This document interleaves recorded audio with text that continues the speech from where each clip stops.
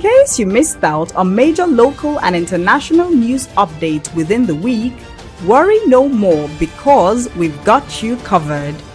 Join us every Sunday on Ugamatv for a complete highlight of important stories from Nigeria and around the world.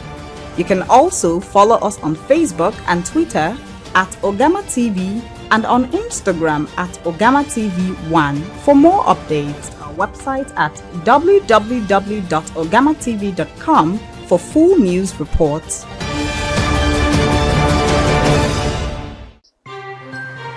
Hello and welcome to Top Stories on Ugamatv, reaching you live from the core city in Ugu, Nigeria.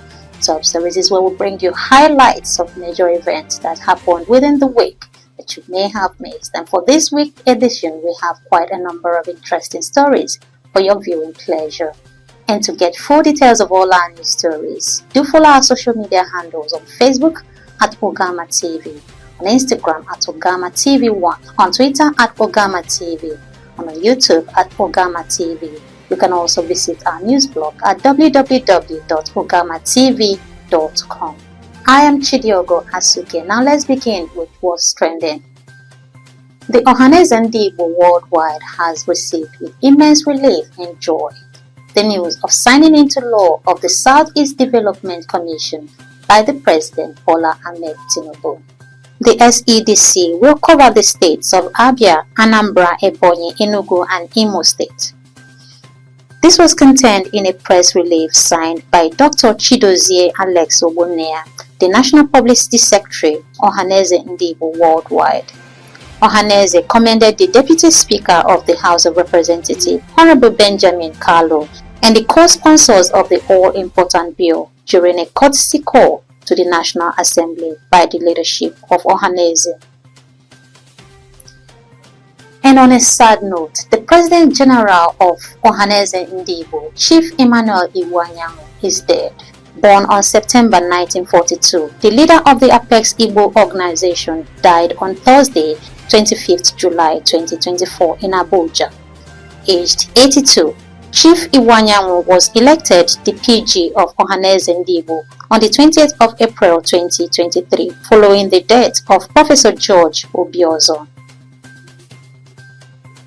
And the Ogun State Governor Dapo Abiodun has appealed to Nigerian youths to engage the government in a constructive manner to find long-term answers to the nation's challenges, rather than participating in protests that would endanger the country. Abiodun made the appeal on Wednesday while receiving members of the coalition of youth organizations in the state. The governor explained that protests might only make problems worse rather than necessarily finding solutions, recalling the loss of lives and property brought by the nationwide EndSARS demonstration in 2020. And the supporters of the removed Chief Whip of the Nigerian Senate, Ale Ndume, stormed the Unity Fountain in Abuja to register their displeasure over his removal from office. According to the protesters, Ndume was ousted from the office for merely drawing the attention of President Bola Tinubu to the suffering of Nigerians. Ndume's supporters, under the aegis of the Southern Borno Development Association, defied the reins to hold the protest. And the Nigerian Inspector General of Police, Mr. Olukoyede Egbetokun, has said the Nigerian police would respond to some Nigerians' planned protest on August 1st in a most professional manner. Egbetokun said this on Tuesday in Abuja during a meeting with strategic police managers consisting of officers from the rank of commissioners of police and above. He said the meeting with the strategic police managers was to share intelligence from the various police commands in the country and analyze it for the country's security. And the Apex Socio-Cultural Igbo organization, Ohaneze Ndigbo, has faulted President Bola Ahmed Tinubu's spokesman, Bayo Onanuga, over his comments linking the proposed hunger protest to the Labour Party's presidential candidate in the 2023 general election, Peter Obi.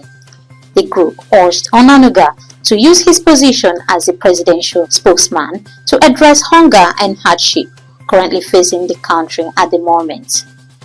The Vice President, Ohaneze Ndigbo Worldwide, Damian Okeke Ogene, who spoke to journalists during a press conference in Awka, Anambra State on Tuesday, said linking Obi to the ugly situation in Nigeria was totally uncalled for and unacceptable. And the Nigerian President Bola Ahmed Tinubu has urged Nigerians to shelve planned protests against bad governance in the country, slated for next month.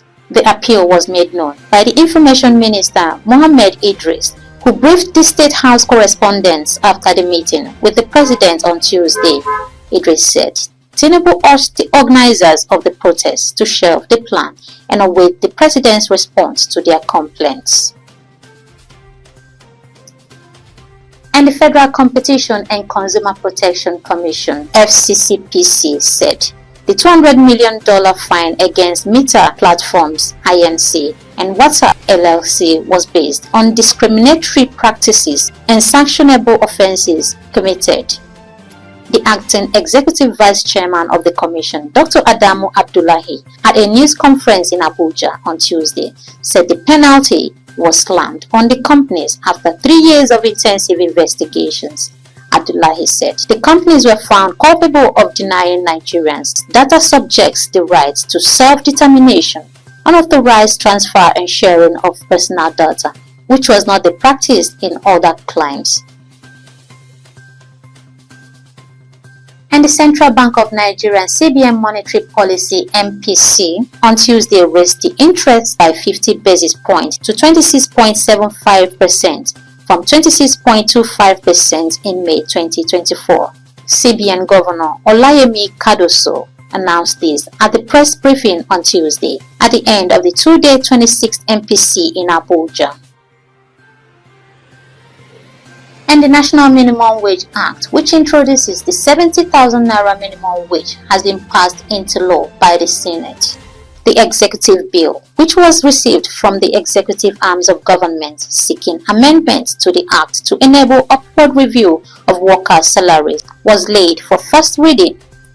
Reading the general principles of the bill, Senate leader Bamidele Okoyemi also explained that the bill, if passed, will reduce the period of review of the minimum wage from 5 years to 3 years, in line with economic realities, given that the act was last amended in 2019. And on a foreign scene, the US President Joe Biden has withdrawn from the 2025 November 4th elections. The president explained on Sunday that it is in the best interest of his party and his country for him to withdraw from the election. Biden noted that he will focus solely on fulfilling his duties as president for the remainder of his term, noting that it's been the greatest honor of his life to serve as American president. And that's it on this week's edition of Top Stories. To get full details of all our news stories, don't forget to visit our social media handles on Facebook at Ugamatv, on Instagram at Ugamatv1, on Twitter at Ugamatv, YouTube at Ugamatv. You can also visit our website at www.ugamatv.com. I am Chidiogo Asuke, and until next week, bye for now. When you think of online TV and radio, broadcasting, media consultancy, event coverage, event management and planning, there's no better name than Ugamatv. But that's not all. We're also into photo studio and coverage, equipment rental, news blogging, fashion and pageantry. We are at number 5/21 Chime Avenue, beside Open Sheraton Restaurant, New Haven, Enugu. Follow us on our social media handles: Facebook at Ugamatv, Instagram at Ugamatv1, Twitter at Ugamatv, website www.ugamatv.com. You can also send us email at ugamatv@gmail.com. Ugamatv, your one-stop media solution.